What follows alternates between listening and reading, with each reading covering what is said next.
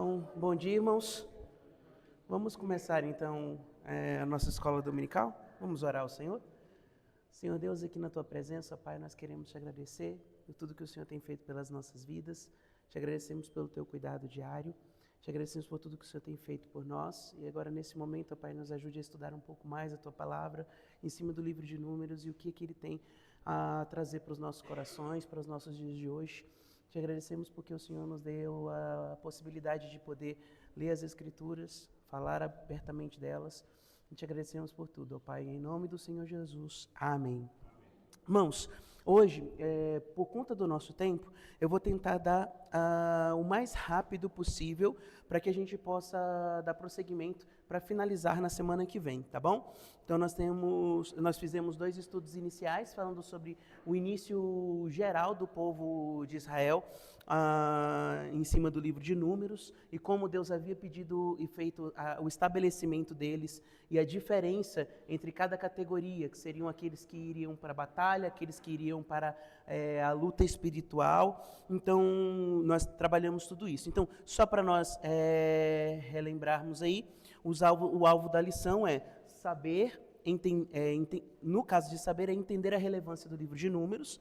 No caso de sentir, é agradecer a Deus pela fidelidade. Nós vimos que a palavra-chave era fidelidade, né? A palavra-chave de Números, que mesmo infiéis, Deus continua permanecendo fiel. E no agir é listar as circunstâncias que mostram a fidelidade de Deus na nossa vida diária. O que Deus faz por nós, que diariamente, às vezes, a gente esquece, mas mesmo assim Ele está mostrando a sua fidelidade. Então, só algumas informações básicas para nós relembrarmos. O escritor foi Moisés. A gente sempre fala que o escritor foi Moisés, mas o autor sempre foi Deus, né? O pastor estava falando justamente sobre isso hoje pela manhã. A data foi aproximadamente 40 anos em que eles estiveram no deserto, entre 1446 e 1406 a.C. O alvo foi o próprio povo de Israel. E nós vimos 2 textos bases, que foram os capítulos 9 e versículo 23, e o capítulo 23, versículo 19, que fala justamente sobre a fidelidade de Deus. E quando Deus mandava eles irem, eles iam. Quando Deus mandava parar, eles paravam. Tá? Então, o nosso propósito em cima de todo o livro de Números é mostrar que Deus guia, disciplina e sustenta o seu povo. Nós falamos sobre a disciplina de Deus, que a sua disciplina primária é o ensino. Então, Deus ensinava o seu povo. A sua disciplina secundária era aquela que ele mostrava para o seu povo o erro, ou seja, tinha correção. E depois vinha o terceiro, que era a punitiva, né? Quando Deus realmente punia o seu povo. Então, o outro propósito é revelar a infidelidade humana, mas que ela não anula a fidelidade de Deus, em hipótese nenhuma. O propósito de Deus era preparar Israel para a terra de Canaã. Nós fizemos essa alusão para nós, que a nossa caminhada aqui na terra, de uma vez que nós somos salvos, porque Deus não nos leva? Porque nós temos um propósito ainda como igreja e como cristãos, para chegarmos até a nossa Canaã celestial. E, tipologicamente, nós mostramos que a vida cristã é essa peregrinação espiritual, né, diária. Então, para nós começarmos então o segundo estudo, porque nas últimas 2 semanas foi um estudo só, que nós dividimos ela em 2 partes, nós vamos começar então falando sobre a rebeldia e murmuração contra Deus. Vamos abrir novamente nossas Bíblias lá em Números 9, 23. Apesar de estar aí, eu gostaria que alguém lesse para a gente.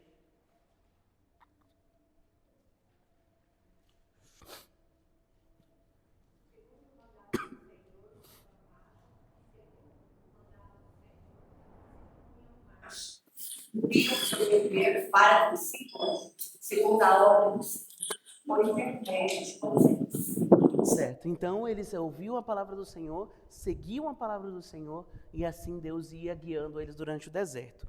Na semana passada nós tivemos várias discussões interessantes, né? Os irmãos que não estiveram presentes podem ir no YouTube que está lá. Nós falamos justamente sobre o que é pecado, o que não é pecado. Tem coisas que em determinado contexto se tornam pecados, tem coisas que em determinado contexto não são pecado. Então a gente precisa sempre ponderar e nunca andar na linha tênue, né? Mas sempre longe dela, para a gente poder permanecer fiel ao Senhor. Então, o que nós vamos ver hoje especificamente? Só lembrando o contexto ali dos irmãos. Olha, nós vamos ler Números 11, de 4 a 6. Eu queria que um dos irmãos lesse Números 11, de 4 a 6. e um outro irmão, número 14, de 1 a 4. Tá aqui em cima, tá? Então, se você esqueceu, aí tá aqui, ó, Números 11, de 4 a 6. Quem é que pode ler pra gente? Esse o povo era mal ao ouvido do Senhor. Porque o Senhor já sua ira se estendeu. O povo do Senhor ardeu entre eles e consumiu os que estavam na última parte da arraial. Então o povo clamou a Moisés, e Moisés orou ao Senhor, e o povo se apagou. Pelo que chamou aquele lugar, Taberá, quando o fogo do Senhor se acenderá entre eles. E o povo que estava no meio deles veio a ter grande desejo, pelo que os filhos de Israel tornaram a chorar e disseram: quem nos dará carne a comer? Certo? Agora, Alguém que possa ler Números 14, de 1 a 4? Desculpa, pode finalizar. E comiam de graça, e dos pepinos, e dos melões, e dos porrós, e das cebolas, e dos alhos. Mas agora a nossa alma se seca. Pois nenhuma ração este maná diante do nosso corpo. olha só, quem pode ler agora 14, de 1 a 4? Então toda a congregação levantou a sua voz, e o povo chorou naquela noite. Todos os filhos de Israel murmuraram contra Moisés e contra Arão, e toda a congregação lhe disse: quem dera tivesse morrido na terra do Egito, ou quem dera tivesse morrido neste deserto. E porque o Senhor nos traz a essa terra para cairmos a espada e para que nossas mulheres e nossas crianças sejam por presa, e nos seria melhor voltarmos para o Egito? E diziam uns aos outros: constituamos um líder e voltemos ao Egito. Certo. Olha que pesado. O povo de Israel tinha acabado de ver todas as maravilhas de Deus.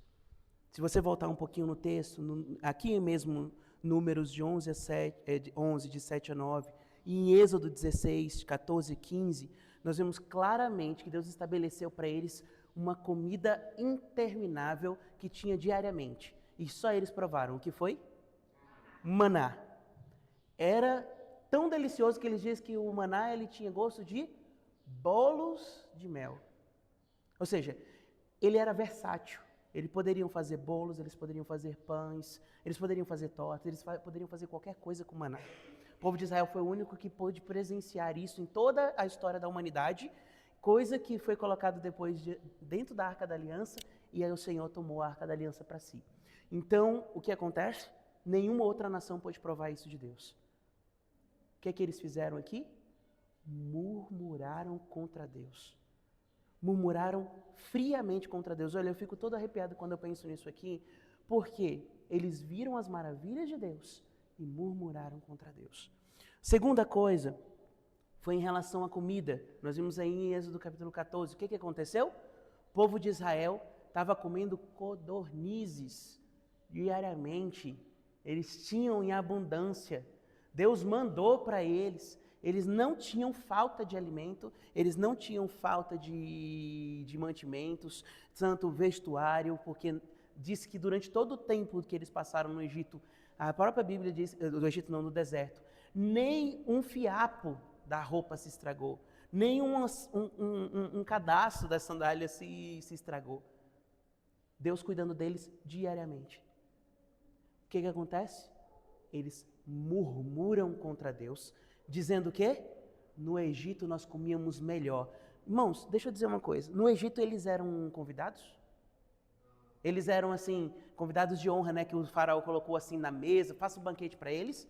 Eles eram escravos. Eles comiam das migalhas. Ou seja, era um povo que não vivia em abundância. Eles viviam literalmente na miséria. Quando Moisés foi livrar eles, o que aconteceu com o faraó? Se irritou ao ponto de fazer o quê? A gente entregava os tijolos prontos para você. Agora é vocês que vão fazer os próprios tijolos para vocês aprenderem. Eles não eram convidados, eles eram escravos. O que eles murmuraram contra Deus? No Egito nós tínhamos fartura em abundância. Nós tínhamos comida, comíamos cebola. Não é isso que o texto diz? Que eles comiam cebolas? Olha, o povo de Israel estava reclamando de comida, que agora eles tinham um maná, que eles tinham as codornizes, que eles tinham águas em abundância, doce, e eles estavam reclamando a Deus, dizendo que no Egito, onde eles eram escravos, eles comiam melhor. Eu vou dizer para os irmãos, muitas vezes nós fazemos a mesma coisa. E isso é o que me arrepia, porque muitas vezes nós temos de sobra e nós reclamamos, por que eu não tenho isso? Por que Deus não me abençoa com isso? Os relatórios dos espias aqui, quando eles voltaram, porque Moisés manda os espias, voltam os 12 espias, somente 2 dizem, não, nós vamos vencer, porque nós vencemos até agora. Quem foi? Josué e Caleb. O resto dos outros 10 espias disseram o quê? Ah não, que esse é um povo gigante, vão nos massacrar. Vocês tinham acabado de ver, olha, alguns deles, quer dizer, todos eles que estavam aqui antes dos espias, antes do julgamento de Deus, que eles iriam passar 40 anos, todos eles, sem exceção, viram o Mar Vermelho se abrindo. Eles viram a nuvem conduzindo o povo. Eles viram a coluna de fogo esquentando o povo de madrugada. Eles viram o maná em abundância. E eles chegam diante de Deus e diante de Moisés. Olha, não tinha túmulo lá no Egito para enterrar a gente, vai querer enterrar a gente aqui? Percebe onde está o peso disso? Irmãos, o pecado da murmuração é um pecado muito sério no meio do povo de Deus. E eu falo isso até nos dias atuais. Nós murmuramos muitas vezes de boca cheia. Não é verdade? E eu falo assim todos. Eu mesmo me incluo nisso. Muitas vezes nós reclamamos de boca cheia. De boca cheia. Na teologia, irmãos, nós temos 3 textos que falam sobre isso. Por causa do tempo, nós não vamos ler, mas depois os irmãos podem ver. Fala sobre justamente a murmuração, que é a recusa da confiança em Deus. Olha, Salmo 23 diz o seguinte: o Senhor é o meu pastor e nada me faltará. Nada vai me faltar porque o Senhor é o quê? O meu pastor. Então a minha confiança no cuidado diário de Deus é porque Ele é o meu pastor. Se eu não considero Ele como meu pastor e eu tenho dificuldade em acreditar que minhas necessidades serão supridas, significa que eu estou recusando em confiar no cuidado de Deus. Olha, pensando, acho que quase, não, todos que estão aqui, tirando a maioria daqui são pais, certo? Todos aqui são pais, praticamente. Pensa comigo o seguinte: nossos filhos, quando pequenos, eles têm uma confiança tão grande na gente que se a gente mandar eles pularem do sofá no nosso peito, eles pulam sem nem pensar 2 vezes. Eu vi isso a gente foi no acampamento no início do ano, eu virei para Tatá e falei, Tatá, pula aqui no papai. A gente estava na piscina, e aí ela, sem pensar 2 vezes, falou, e puf, pulou. Eu não queria saber se eu ia pegar ou não. Por quê? A confiança de que eu ia pegar. Deus, que é muito melhor do que nós, com certeza Ele faz o quê? Ele nos pega. Por isso nós podemos pular confiança. Quando eu me recuso a pular nos braços de Deus, é porque eu não confio nele. Entende? E isso gera a murmuração, porque eu não confio na providência de Deus. Mas isso também é ingratidão. Em Romanos 1:21 fala justamente sobre isso, que ingratidão é pecado com a bondade de Deus. Muitas vezes nós temos. Não temos o que queríamos, mas temos o que precisamos. E a gente reclama disso. Isso se chama ingratidão. Um coração, murmurador, sempre olha para trás e esquece de olhar para frente. Eles estavam se encaminhando para ir para onde? Para Canaã. Na entrada de Canaã, o que os espias viram? Os irmãos lembram? Alguém lembra o que eles viram? O que eles trouxeram para o povo de Israel ver? Qual o tamanho do cacho de uva? Um cacho só, porque o texto bíblico deixa bem claro. Um cacho de uva só. 2 homens, que eram guerreiros, tiveram que segurar um cacho de uva. Já parou para pensar? Olha, lá em casa tem um pezinho de uva lá. E de vez em quando dá aquelas uvinhas assim mirradinhas, né? Um negocinho desse tamanho assim com algumas uvinhas. Mas não era isso que era o povo de Israel estava indo pegar. Eles pegaram um cacho de uva que 2 homens fortes, guerreiros, tiveram que pegar. Não era qualquer coisinha. Era uma terra que manava o quê? Leite e mel, é o que a Bíblia diz. Não é à toa que aquele pedacinho até hoje ele é visado. Não é verdade? Até hoje está tendo guerras lá por causa de um pedacinho de terra desse tamanho. Menor do que Pernambuco. Você já parou para pensar? Porque lá é uma terra que mana leite e mel. É uma terra prometida que Deus fez. Agora, o coração murmurador nunca vai olhar para frente, sempre olha para trás. Ai, mas já passei por isso e por aquilo outro. Tá, mas o que Deus te preparou aquilo ali para você passar por aqui agora? Olha, há algum tempo atrás, eu já contei para os irmãos algumas coisas que aconteceram comigo ministerialmente, mas que por um tempo me traumatizaram, assim, me deixaram chateado e tudo. Se eu não tivesse convicção ministerial, eu tinha largado o ministério de forma geral. Mas Deus me deu essa convicção ministerial. Hoje eu vejo que as coisas que aconteceram comigo me ajudam a ajudar outros pastores e outras pessoas a passarem por aquilo sem aquela dor tão grande. Eu estava conversando com um amigo meu, há uns 2 anos atrás, que ele fez o seminário comigo, e ele estava passando exatamente a mesma coisa que eu passei, e ele conversando comigo, e muito dolorido no coração, porque as coisas ministeriais são uma bênção muito grande, mas na hora da dificuldade também é uma provação muito grande, né, pastor? E ele falou para mim assim que ele estava desesperançoso ministerialmente falando. E aí eu pude conversar com ele sobre as minhas experiências do ministério, das coisas que aconteceram, e quando eu conversei com ele, ele virou para mim e disse assim: "Moça, eu não sabia que isso tinha acontecido com você, porque não parece que aconteceu com você." Eu falei: "Olha, mas não foi porque eu sou forte, não, é porque a graça de Deus me manteve até aqui. E hoje eu posso falar para você o que aconteceu comigo, para que você mantenha-se firme."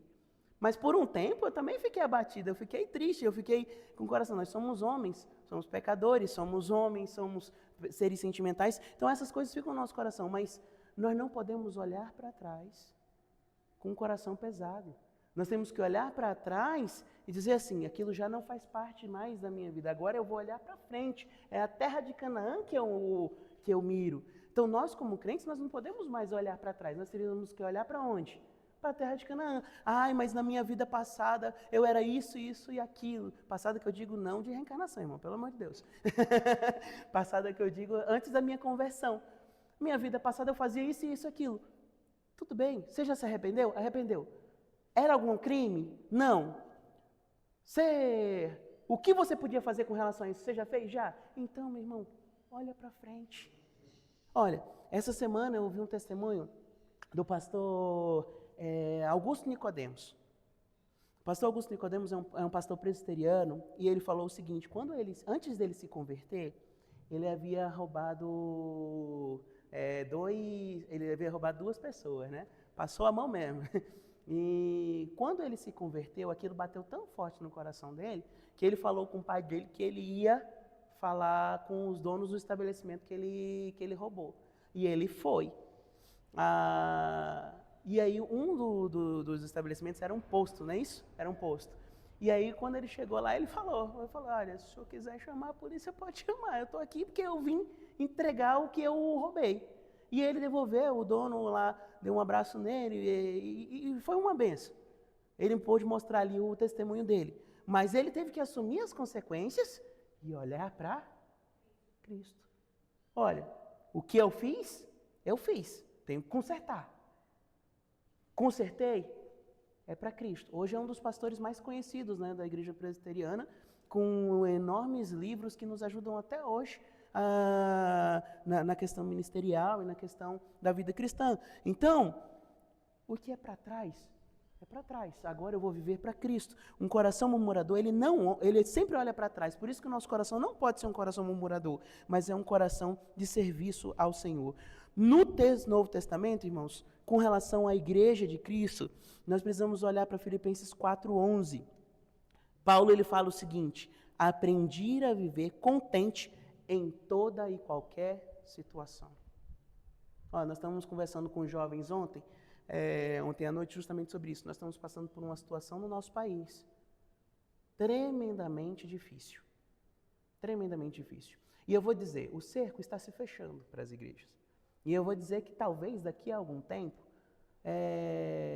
vai começar pelos pastores. Talvez daqui a algum tempo vocês vejam pastor Jamil, eu, outros pastores sendo presos, sendo levados para a cadeia por pregar a verdade. E você acha que está longe? A gente pensava que há muito tempo seria de longe o que nós estamos vendo hoje no nosso país. Seja na área moral, na área social. Pensávamos, isso nunca vai acontecer. E nós chegamos no marco histórico do nosso país, que coisas estão acontecendo, que claramente as escrituras dizem que é quando o cerco vai se fechar. E não vamos pensar que o mundo vai melhorar. O nosso país não vai melhorar. Nós temos a promessa das escrituras. Vai disso para pior. E nós seremos levados, talvez, não sei se na nossa geração, talvez na próxima, ou talvez alguns meses, ou talvez daqui a alguns anos. Não sabemos. Mas uma hora vai chegar se Cristo não voltar. Nós estamos preparados? Porque quando chegarmos nessa hora, nós vamos murmurar ou nós vamos dizer como Paulo, aprendi a viver contente em toda e qualquer situação. Olha, Paulo ele foi preso, Paulo foi apedrejado, Paulo foi açoitado, Paulo foi dado como morto de tanta pedra que levou na cabeça. Mas ao mesmo tempo, ele se reergueu por causa da promessa que Deus tinha feito para ele em Atos. Importa que ele saiba o que é sofrer pelo meu nome. Sabe o que acontece? Paulo morreu sozinho. Para eu pensar sobre isso? Ele morreu sozinho. Foi levado para um local onde degolaram ele. Ele não tinha a igreja que estava com ele ali, não existia uma multidão. Não, foi nas escondidas. Colocar a cabeça lá e o carrasco tirou a cabeça dele. Sozinho. Não havia Timóteo, não havia Tito, não havia nada. Mas ele diz o que em 2 Timóteo, seu último livro? Combati o bom combate, completei a carreira, guardei a fé. Isso é convicção. Irmãos, provavelmente eu não vou conseguir finalizar. Então eu vou finalizar aqui nessa parte. Que o crente maduro, ele tem que dizer isso. Combati o bom combate, completei a carreira, guardei a fé. Amém? Vamos orar ao Senhor? Pai, aqui na Tua presença, nós queremos Te agradecer pelo privilégio que o Senhor nos dá de estarmos aqui. Não nos deixe, ó Pai, fazer como o povo de Israel e que muitas vezes nós mesmos fazemos, de olhar para as coisas que estão para trás. Mas nos ajude a colocar o nosso alvo no Senhor, colocar o nosso alvo na Canaã celestial, onde passaremos a eternidade. Nós não sabemos o que vai acontecer conosco, ó Pai, nós não sabemos as dificuldades que nós vamos passar. O nosso país tem passado por uma situação difícil, mas nada do que os nossos irmãos antepassados não tenham passado, talvez pior. Então nos ajude a ter a firmeza deles. Como diz aquela música, ó Pai, sempre vou lembrar da firmeza de Paulo, da firmeza de Pedro, da convicção de João, que foram levados, ó Pai, às covas dos leões, mas mantiveram a sua fidelidade no Senhor todos os dias. Que foram levados para gladiadores, foram levados, ó Pai, para a morte, para o encarceramento, para os açoites, para o apedrejamento, para poços de óleo quente, mas mantiveram sua fé no Senhor. Nos ajude a manter essa fé, nos dá essa convicção e não nos deixe murmurar, Pai, mas pelo contrário, que nós firmemos o nosso coração no Senhor. Em nome do Senhor Jesus. Amém. Amém, aleluia, amém.